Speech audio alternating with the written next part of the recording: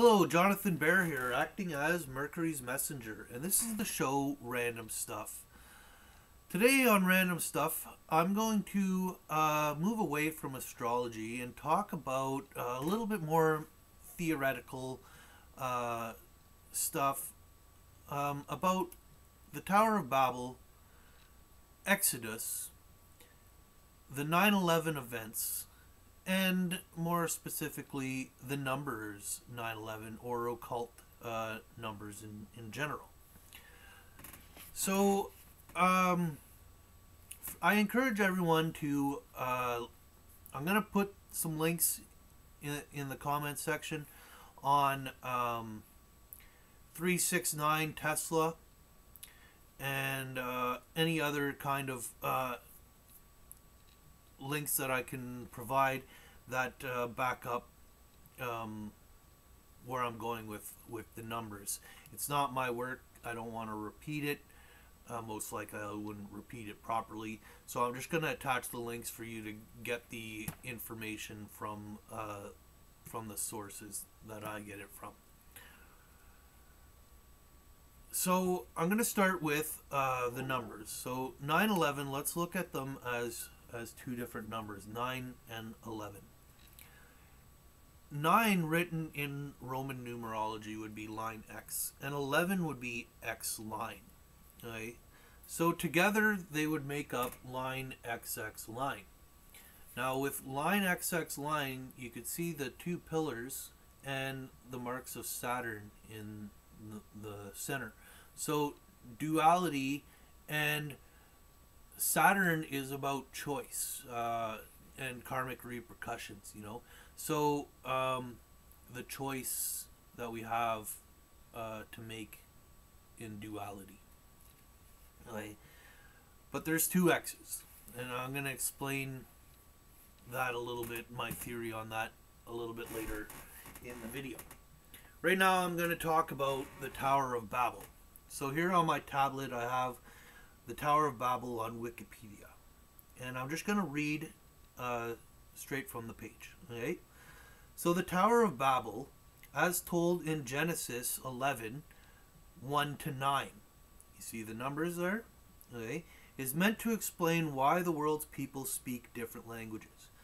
According to the story, a united humanity in the generations following the Great Flood, speaking a single language and migrating eastward, come to the land of Shinar. There they agree to build a city and a tower tall enough to reach heaven. God, observing their city and tower, confounds their speech so that they can no longer understand each other, and scattered them around the world. Some modern scholars have associated the Tower of Babel with known structures, notably dedicated to Mesopotamian god Marduk by Nabal, the king of Babylonia, circa 610 BCE. So 610, 6, the 369,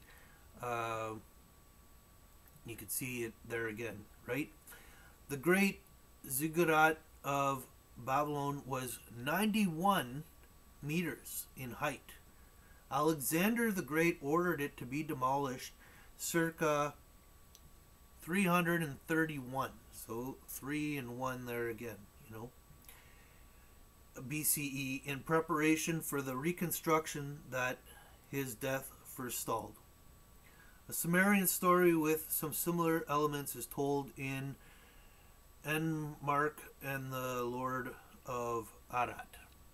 Anyhow, basically, it's a story about the division of men, right? Men no longer being able to communicate with each other because their language was cut. The story of Exodus, very similar, right? Moses led the Israelites out of Egypt. Now, my take on this is the opposite of what the Bible kind of speaks of. To me, the Israelites were not slaves. There was peace, there was unity in man in Egypt. And Moses stole, to me, the Ark of the Covenant and divided man. Now, if you look at the story, okay, in sheep's blood, they were meant to mark the posts of the door and mark an X on their door for God to save their children, right? The firstborn, or whatever, however the story goes. So line X line, you can see right there the number 91, right?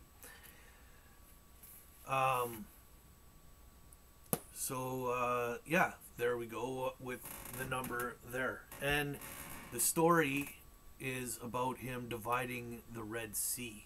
Now, there is an actual Red Sea, but what if the Red Sea was more humanity's blood, the ocean of humanity, and that's the ocean that was divided in this story, the division of man, right? Now, let's go to the events of 9/11. 9/11, again, the line X line. The story of Muslims coming and bombing America, creating terrorism, which created a division in man again. You know, I'm not saying that we were perfectly all united prior to that, but after that, you know, fear rather than hope rules the day, right? And here's where I even think, you know, now there's two X's, right? Because 9/11 rather than 91. I think this continues the deception, as now we have two marks of Saturn rather than how Exodus was, that was the mark on the door. Now it's this. So now the deception I feel we may be having now is that we feel like we have to choose one of the two choices Saturn represents, right? Rather than walking the middle road, using both left and right side of the brain, there is the middle road. So that's why this is theoretical, right? But I feel like this continues our deception with this number. Now, I also just kind of want to mention, you know, the elections. The day after Trump was elected, the day, I'm pretty sure it was the day after. It might have been the day before, but it was the 19th of November. So 1911, you see it all there. The day prior to his inauguration was January the 19th. You see 9/11 there again. Fukushima was on March 11, 2011. So here we have the 11s and the 3369. How, as the story goes, is those power plants were owned by the Rothschilds or the Rockefellers, one of those, and they sold it 2 days before this event. So there's possible conspiracy going on there, just as you know, there was insurance or something on the Twin Towers put the day prior to that event, you know. So the whole Hillary Trump thing, you know, there was more division It's just furthering this division that this number follows. Now, Uranus here is changing signs soon on May the 15th. And on the 16th, Mars changes signs. So the 16th, maybe there's something to be concerned about on that date. Nonetheless, Uranus does go retrograde, and what was the date again?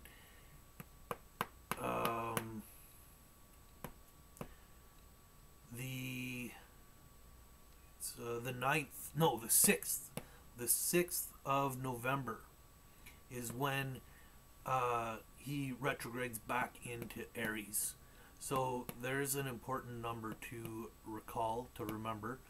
And then March 6th of 2019, 36919, very important numbers there, is when Uranus goes back into Taurus this time for good. So there's some interesting things going on with the number 911 and how it's dividing humanity. Basically, how I look at things is hope and fear. You know, if it's cultivating hope, then I look at that as truth. And if it's making us afraid, then we're manifesting accordingly. And when we manifest in fear, we create more division, more separation, and the world just keeps getting lonelier and scarier. When I think we need to start dreaming again together as a human race, you know, as a planet. When we're dreaming, the dreamers to me always have won throughout history. Those who have something to fear usually tend to lose what they're, you know, that's what we're projecting. That's the reality that we're manifesting. And so I just think everyone should kind of, you know, be aware that you have choices in the face of chaos, of unspeakable, terrible events going on, that we still have the choice to come together as people, as neighbors, as families, friends, community, countries, and everything. You know, we can unite and build a beautiful world here on Earth, but we have to quit falling to these doorways. I look at them very much as a doorway. You know, like here's the French doors. You know, basically. And it's your choice how to walk through them. I encourage you to walk through them with your head up and dreaming. So I'm going to leave the video here. I believe I covered everything I wanted to talk about. Actually, one important thing I want to talk about was the story of Exodus is between, was it I think it's chapter 1 to 19. There again, the numbers, right? Anyhow, I'll share some links in the comment section, and thanks everyone for subscribing. Please like, share this video, my channel, and see you next time. Have a good day.